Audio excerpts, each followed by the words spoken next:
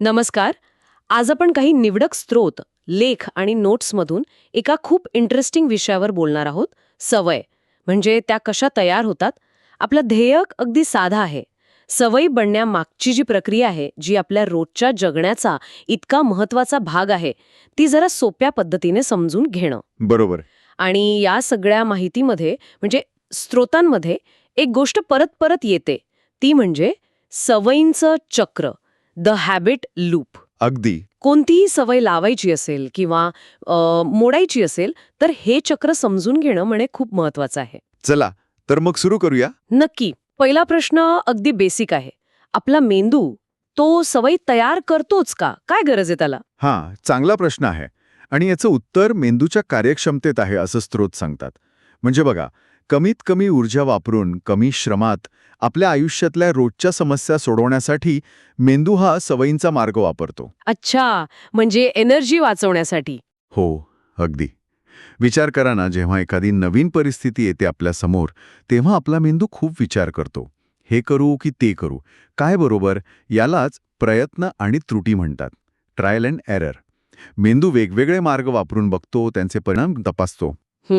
आणि मग जेव्हा एखादा मार्ग किंवा एखादी कृती प्रभावी ठरते, म्हणजे अपेक्षित परिणाम मिळतो, तेव्हा मेंदूला कळतं की हा मार्ग बरोबर आहे. मग मेंदू काय करतो? हळूहळू ती प्रक्रिया स्वयंचलित करतो, ऑटोमेट करतो. म्हणजे पुढच्या वेळी तीच परिस्थिती आली की विचार करायची गरज नाही. आपोआप तीच कृती घडते. ओके. हीच सवय लागण्याची सुरुवात आहे. म्हणजे मेंदू एक प्रकारे शॉर्टकट शोधतोय असं म्हणायला हरकत नाही. हो, तसंच काहीसं. आणि याचा फायदा प्रचंड आहे बघा. एकदा एखादी गोष्ट सवयीची झाली ना, की ती करण्यासाठी लागणारी मेंदूची जाणीवपूर्वक विचार करण्याची क्षमता खूप कमी लागते. खरंय. म्हणजे मेंदूला फार विचार करावा लागत नाही, त्यामुळे जी मानसिक ऊर्जा वाचते ती आपण इतर कामांवर लावू शकतो. नवीन गोष्टी शिकायला किंवा गुंतागुंतीचे प्रश्न सोडवायला. म्हणजे सवयींमुळे मेंदू जास्त एफिशियंट बनतो, कारण छोट्या छोट्या निर्णयांमध्ये तो अडकून राहत नाही. अगदी बरोबर. हे खूपच इंटरेस्टिंग आहे. म्हणजे सवयी या असं काहीतरी अपघाताने होत नाहीत, तर मेंदूच्या कामासाठी त्या गरजेच्या आहेत. या संदर्भात मला वाटतं स्रोतांमध्ये एका जुन्या प्रयोगाचा उल्लेख आहे.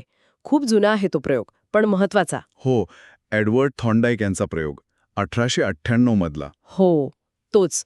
त्यांनी मांजरांवर प्रयोग केला होता ना? बरोबर. त्यांनी मांजरांना एका पेटीत ठेवलं होतं, पझल बॉक्स म्हणतात त्याला. हो. आणि त्या पेटीतून बाहेर पडण्यासाठी मांजराला काहीतरी एक विशिष्ट गोष्ट करावी लागायची. जसं की एखादं बटन दाबायचं किंवा एखादी दोरी ओढायची. अगदी. आणि गंमत म्हणजे त्या क्रियेचा थेट संबंध बक्षिसाशी जोडला होता. अच्छा. मांजर जेव्हा ती योग्य क्रिया करून पेटीतून बाहेर पडायचं, तेव्हा त्याला लगेच खायला मिळायचं अन्न. म्हणजे ते झालं बक्षीस, रिवॉर्ड. बरोबर. स्पष्ट बक्षीस होतं ते. मग काय झालं त्या प्रयोगात? मांजरांनी लगेच ओळखलं का काय करायचे? पटकन शिकली? नाही, अजिबात नाही. सुरुवातीला म्हणजे जेव्हा त्यांना पहिल्यांदा पेटीत टाकलं, तेव्हा मांजरं अगदी सैरबैर झाली होती. बाहेर पडायला धडपड करायची नुसती, पेटीला ओरबाडणं, धक्का मारणं, इकडून तिकडे फिरणं, म्हणजे अक्षरशः गोंधळ नुसता. त्यांना काहीच कल्पना नव्हती की बाहेर कसं पडायचं.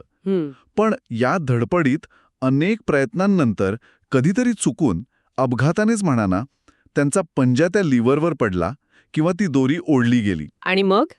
आणि पेटीचा दरवाजा उघडला आणि बाहेर पडताच त्यांना अन्न मिळालं. अच्छा. हे एकदा झालं, दोनदा झालं. अनेकदा झाल्यावर मांजरांच्या हळूहळू लक्षात यायला लागलं. मग ती बाकीची निरर्थक धडपड कमी करत गेली आणि थेट लिव्हर दाबण्यावर किंवा दोरी ओढण्यावर लक्ष केंद्रित करायला शिकली. त्यांचा बाहेर पडायला लागणारा वेळ कमी कमी होत गेला. म्हणजे कृती आणि त्याचा परिणाम यांतला संबंध त्यांच्या लक्षात आला. क्लिक झालं त्यांना. अगदी बरोबर. याच निरीक्षणातून थॉर्नडाईक यांनी एक खूप मूलभूत, खूप महत्वाचा सिद्धांत मांडला. त्याला परिणामाचा नियम म्हणतात. Law of effect. काय आहे तो नियम? सोप्या भाषेत सांगायचं तर, ज्या वर्तनानंतर समाधानकारक किंवा आनंददायी परिणाम मिळतात, सॅटिस्फाईंग कॉन्सिक्वेन्सेस, ती वर्तनं भविष्यात पुन्हा केली जाण्याची शक्यता वाढते. ओके. आणि या उलट, ज्या वर्तनानंतर त्रासदायक किंवा नकारात्मक परिणाम मिळतात, अनप्लेझंट कॉन्सिक्वेन्सेस, ती वर्तनं टाळली जातात. आणि याच तत्वावर आपल्या सवयी आधारलेल्या आहेत असं म्हणता येईल? निश्चितच, 100%. ज्या कृतींमुळे आपल्याला काहीतरी चांगलं मिळतं, मग ते शारीरिक सुख असो, मानसिक समाधान असो किंवा सामाजिक मान्यता असो, त्या कृती आपण पुन्हा पुन्हा करतो आणि हळूहळू त्या आपल्या सवयी बनतात. थॉर्नडाईकचा हा प्रयोग म्हणजे सवयींच्या मानसशास्त्राचा पायाच आहे असं म्हणायला हरकत नाही. खरंच की नाही? किती मूलभूत पण किती प्रभावी निरीक्षण आहे हे. आता या पायावर उभं राहून आपण जेम्स क्लिअर यांच्या मांडणीनुसार सांगितलेल्या सवयीच्या 4 टप्प्यांबद्दल बोलूया का? हो, नक्की. यालाच सवयींचे चक्र किंवा द हॅबिट लूप म्हटलंय ना स्रोतांमध्ये. बरोबर. हे 4 टप्पे मिळून एक प्रकारचं फीडबॅक लूप तयार करतात. म्हणजे एक चक्र जे सतत फिरत राहतं आणि सवय अधिक घट्ट करतं. ओके. कोणते आहेत हे 4 टप्पे? हे 4 टप्पे समजून घेतले की सवयी कशा काम करतात याचा अगदी स्पष्ट नकाशा मिळतो आपल्याला. हे एकमेकांशी जोडलेले आहेत आणि एकापाठोपाठ एक घडतात. तर पहिला टप्पा आहे संकेत. हं. क्यू. हा एक प्रकारे इशारा असतो, ट्रिगर असतो. हं. तो आपल्या मेंदूला सांगतो की अरे आता काहीतरी बक्षीस मिळण्याची शक्यता आहे, तयार राहा. हा संकेत काहीही असू शकतो. दिवसाची एखादी वेळ, एखादी जागा, आपली एखादी भावना किंवा आजूबाजूची घटना.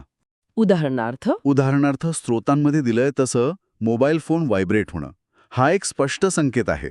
ओके. म्हणजे हा सवयीच्या प्रक्रियेला सुरू करणारा बिंदू झाला. अगदी. यानंतर येतो दुसरा टप्पा, इच्छा, क्रेविंग. संकेत मिळाल्यावर आपल्या मनात एक तीव्र ओढ निर्माण होते. तळमळ, इच्छा हीच खरी मोटिवेशन आहे, प्रेरक शक्ती जी आपल्याला पुढची कृती करायला भाग पाडते. अच्छा. इथे एक इंटरेस्टिंग गोष्ट आहे. आपल्याला प्रत्यक्ष बक्षिसाची इच्छा नसते, तर बक्षीस मिळाल्यावर आपल्या स्थितीत जो बदल घडतो त्या बदलाची इच्छा असते. म्हणजे मोबाईल व्हायब्रेट झाल्यावर संकेत. आपल्याला फोन उचलण्याची इच्छा होत नाही, तर आलेला मेसेज वाचून जी माहिती मिळेल किंवा जी उत्सुकता शमेल त्या समाधानाची इच्छा क्रेविंग निर्माण होते. अच्छा. हा महत्वाचा फरक आहे. इच्छेचा रोख हा अंतिम स्थितीतील बदलावर असतो, नुसत्या कृतीवर नाही. ओके.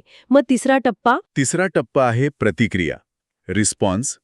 ही ती प्रत्यक्ष कृती किंवा विचार आहे जी आपण त्या इच्छेपोटी करतो. हीच आपली सवय असते.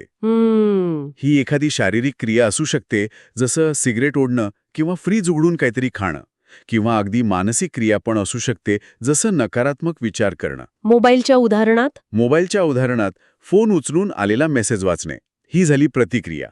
ही प्रतिक्रिया किती सोपी किंवा किती कठीण आहे यावर ती केली जाईल की नाही हे अवलंबून असतं. आणि शेवटचा टप्पा?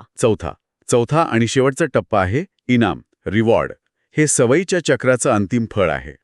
जेव्हा आपण प्रतिक्रिया करतो तेव्हा आपल्याला इनाम मिळतं. याचे 2 मुख्य उद्देश असतात. एक, ते आपल्या मनात निर्माण झालेली इच्छा, क्रेविंग शांत करतं, समाधान देतं. ओके. होतं की ही क्रिया फायद्याची आहे, भविष्यात हा संकेत मिळाल्यावर हीच क्रिया पुन्हा करायची. अच्छा. मोबाईलचं उदाहरण पूर्ण करूया. मेसेज वाचल्यामुळे प्रतिक्रिया, माहिती मिळवण्याची इच्छा पूर्ण झाली, इनाम. मेंदूला समाधान मिळालं आणि तो शिकला की फोन व्हायब्रेट झाला की उचलून बघणं फायद्याचं आहे. म्हणजे हे एक पूर्ण चक्र झालं. संकेत मिळाला, त्याने इच्छा जागृत केली, इच्छेपोटी प्रतिक्रिया केली आणि प्रतिक्रियेमुळे इनाम मिळालं आणि त्या इनामाने इच्छा शांत केली आणि भविष्यात तेच करायला शिकवलं. हे चक्र सतत फिरत राहतं का मग? अगदी तसंच. हे चक्र जितक्या वेळा फिरेल तितकी ती सवय अधिक घट्ट होत जाते, अधिक स्वयंचलित, ऑटोमॅटिक. कॉफीचं उदाहरण पण आहे ना स्रोतांमध्ये? हो, छान उदाहरण आहे ते. समजा सकाळी उठणं हा झाला संकेत. त्यानंतर तरतरीत ताजंतवानं वाटण्याची इच्छा निर्माण होते, क्रेविंग. बरोबर. त्यासाठी 1 कप गरमागरम कॉफी पिणं ही झाली प्रतिक्रिया, रिस्पॉन्स. आणि मग? आणि कॉफी प्यायल्यामुळे जी तरतरी येते, जी ऊर्जा जाणवते, ते झालं इनाम, रिवॉर्ड. आणि मग हळूहळू काय होतं की सकाळी उठणं संकेत आणि कॉफी पिणं प्रतिक्रिया यांच्यात एक घट्ट नातं तयार होतं. पुढच्या वेळी सकाळी उठल्याबरोबर नकळतपणे कॉफीची आठवण येते किंवा इच्छा होते. बरोबर. मेंदू हा संबंध इतका पक्का करतो की काही वेळा आपल्याला कळतही नाही की आपण कधी उठलो आणि कधी कॉफी बनवायला गेलो. खरंय. ती क्रिया पूर्णपणे ऑटोमॅटिक होऊन जाते. गंमत म्हणजे काही काळानंतर नुसती कॉफी बनवण्याची प्रक्रिया किंवा तिचा सुगंध सुद्धा इनाम वाटू शकतो, प्रत्यक्ष तरतरी येण्याआधीच. अरे वा. पण समजा या चक्रातून एखादा टप्पा गाळला गेला तर, म्हणजे संकेत मिळाला नाही किंवा इच्छाच झाली नाही, तर काय होतं? हा खूप महत्वाचा मुद्दा आहे. स्रोत अगदी स्पष्टपणे सांगतात की हे चारही टप्पे आवश्यक आहेत, अनिवार्य आहेत. ओके. एक जरी टप्पा नसेल तर सवय तयार होऊ शकत नाही किंवा टिकू शकत नाही. ते एकमेकांवर पूर्णपणे अवलंबून आहेत. थोडं अजून सांगाल का याबद्दल? म्हणजे कसं? नक्कीच. विचार करा, जर संकेत नसेल तर सवयीची प्रक्रिया सुरूच होणार नाही. कारण मेंदूला कृती करण्यासाठीचा ट्रिगरच मिळाला नाही. समजा मोबाईल सायलेंटवर आहे आणि व्हायब्रेशनही बंद आहे, तर तो उचलून बघण्याचा संकेतच मिळणार नाही, सवय सुरूच होणार नाही. बरोबर. आता समजा संकेत मिळाला पण इच्छा नसेल तर काही उपयोग नाही. कृती करण्यासाठी जी आंतरिक ओढ लागते तीच नसेल तर आपण काहीच करणार नाही. समजा कामात खूप व्यस्त आहात, तर फोन वाजला, संकेत, तरी तो उचलण्याची तीव्र इच्छा होणार नाही, आपण दुर्लक्ष करू. तिसरं, प्रतिक्रिया. जर ती खूप जास्त कठीण असेल किंवा त्यासाठी खूप वेळ, ऊर्जा किंवा पैसे लागत असतील तर इच्छा असूनही आपण ती कृती करणार नाही किंवा टाळू. जसं व्यायामाचं उदाहरण घेतलं तर? हो, समजा रोज व्यायाम करायची इच्छा आहे, क्रेविंग, पण जिमला जायला खूप वेळ लागतो किंवा खूप पैसे लागतात, प्रतिक्रिया कठीण, तर ती सवय लावणं किंवा टिकवणं अवघड होतं. आणि शेवटचं, इनाम. हो, सर्वात महत्त्वाचं. जर इनाम समाधानकारक नसेल, म्हणजे त्याने तुमची मूळ इच्छा पूर्ण होत नसेल किंवा ते पुरेसं आनंददायी नसेल, तर मेंदूला भविष्यात ती कृती पुन्हा करण्यासाठी काहीच कारण मिळणार नाही. समजा तुम्ही हेल्दी खाण्याचा प्रयत्न करत आहात, प्रतिक्रिया, पण ते बेचव लागत आहे, इनाम समाधानकारक नाही, तर ती सवय टिकवणं खूप कठीण जातं. मेंदूला वाटतं, हे करून काय फायदा? म्हणजे सवय लावण्यासाठी किंवा मोडण्यासाठी या चारही टप्प्यांचा विचार करणं गरजेचं आहे. फक्त इच्छाशक्ती असून चालणार नाही. अजिबात नाही. इच्छाशक्ती महत्वाची आहे, पण ती पुरेशी नाही. या चक्राची रचना समजून घेतली तर आपण जास्त प्रभावीपणे सवयींवर काम करू शकतो. कोणतीही सवय का टिकते किंवा का मोडते याचं विश्लेषण या 4 टप्प्यांच्या आधारे करता येतं. हे सगळं ऐकल्यावर हे अगदी स्पष्ट होतंय की सवयी अचानक लागत नाहीत किंवा सुटत नाहीत. त्यामागे एक निश्चित अशी रचना आहे, एक लॉजिकल प्रक्रिया आहे. बरोबर. आणि स्रोत असंही सांगतात की हे 4 टप्पेच पुढे वर्तन बदलाच्या 4 नियमांचा आधार बनतात. 4 लॉज ऑफ बिहेवियर चेंज. हो, ते नियम म्हणजे संकेत स्पष्ट करा, मेक इट ऑब्व्हियस, इच्छा आकर्षक करा, मेक इट अट्रॅक्टिव्ह, प्रतिक्रिया सोपी करा, मेक इट इझी, आणि इनाम समाधानकारक करा, मेक इट सॅटिस्फाईंग. अगदी. हे 4 नियम म्हणजे या सवयीच्या चक्राला आपल्या फायद्यासाठी कसं वापरायचं याचं एक प्रकारे मार्गदर्शनच आहे. चांगली सवय लावण्यासाठी किंवा वाईट सवय मोडण्यासाठी प्रत्येक टप्प्यावर काय करता येईल हे नियम आपल्याला सांगतात. या नियमांबद्दल आपण नक्कीच आपल्या पुढच्या चर्चांमध्ये आणखी खोलात जाऊन बोलू. खूप इंटरेस्टिंग असणार आहे ते. हो, नक्कीच. पण आज जी माहिती मिळाली तिच्या आधारावर एक गोष्ट नक्की करता येईल असं मला वाटतं. काय? स्वतःच्या एखाद्या सवयीचं निरीक्षण करणं, कोणतीही एक छोटी सवय, चांगली किंवा वाईट, निवडून तिच्यातले हे 4 टप्पे ओळखण्याचा प्रयत्न करता येईल.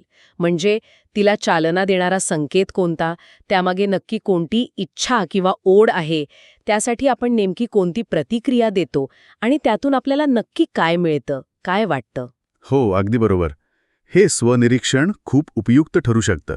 स्वतःला समजून घ्यायला मदत होते आणि यातूनच एक विचार पुढे येतो जो श्रोत्यांनी पण स्वतःच्या मनात घोळवावा असं मला वाटतं. कोणता विचार? आता आपल्याला सवयींच्या या चक्राची संकेत, इच्छा, प्रतिक्रिया, इनाम याची जाणीव झाली आहे, माहिती मिळाली आहे. मग या ज्ञानामुळे आपण आपल्या सवयींचे केवळ निरीक्षक न राहता त्यांचे रचनाकार बनवू शकतो का? रचनाकार म्हणजे एखाद्या विशिष्ट सवयीला हेतुपूर्वक, जाणीवपूर्वक अधिक प्रभावीपणे तयार करण्यासाठी किंवा एखादी नको असलेली सवय मोडण्यासाठी या चक्राच्या प्रत्येक टप्प्यावर आपण काही बदल करू शकतो का? हस्तक्षेप करू शकतो का? यावर विचार करायला नक्कीच वाव आहे. खरे, खूप छान मुद्दा मांडलात. सवयींच्या या जगात आपण केवळ प्रवासी न राहता चालक कसं बनता येईल यावर विचार करायला लावणारा हा मुद्दा आहे. पुढच्या वेळी आपण याच सवयीच्या चक्रातील पहिल्या नियमावर, म्हणजेच संकेत स्पष्ट करा, मेक इट ऑब्व्हियस, यावर लक्ष केंद्रित करू. तोपर्यंत आपल्या सवयींच्या चक्रांचं निरीक्षण करत रहा आणि त्यामागचं विज्ञान समजून घेण्याचा प्रयत्न करा. नक्कीच.